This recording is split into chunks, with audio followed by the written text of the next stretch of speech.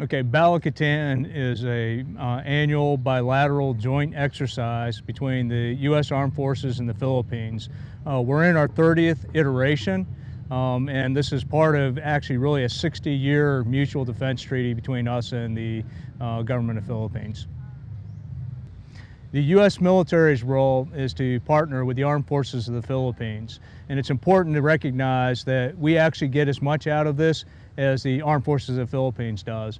Now, the exercise can take different forms. It could be a staff exercise, it could be something like an amphibious demonstration, or in our case, it's actually doing humanitarian and civic assistance projects. Sure. The humanitarian and civic assistant portion of the exercise is a series of different projects. We have what we call engineering capabilities projects, which are things like renovating schools, building health clinics, or building comfort rooms for a community center. We also have what we call cooperative health engagements, where we go into communities and we work side by side with their doctors to treat people.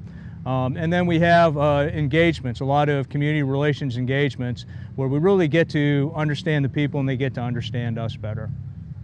My role in this exercise is the commander of the Joint Civil Military Operations Task Force.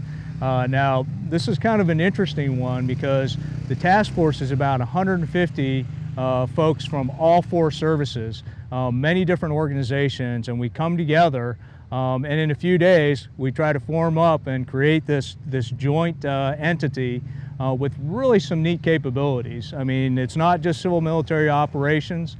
There's information operations, MISO, PAO, so it's a very complex organization with a great mission. Okay, the neat thing about the HCA projects is that it's not just about our bilateral partnership with the Armed Forces of the Philippines. Because of the nature of what we're doing, we're interacting also with the police, with local government officials, and directly with the population itself. So it's everything from engaging with the provincial governor to our Marines playing soccer with kids at the project sites. I think what I've enjoyed the most is the challenge of taking this organization of people from completely different services and different locations and trying to build an actual headquarters and this combined force working with our Filipino partners. The other part is just great. The Filipino people are just great people to work with. So it's been very rewarding for all of us.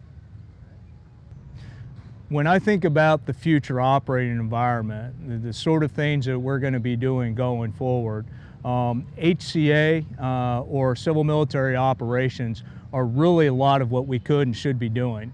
A lot of our operations are going to be phase 0, phase 1. We're going to be working with joint partners. We're going to be working closely with partnered forces from host nations.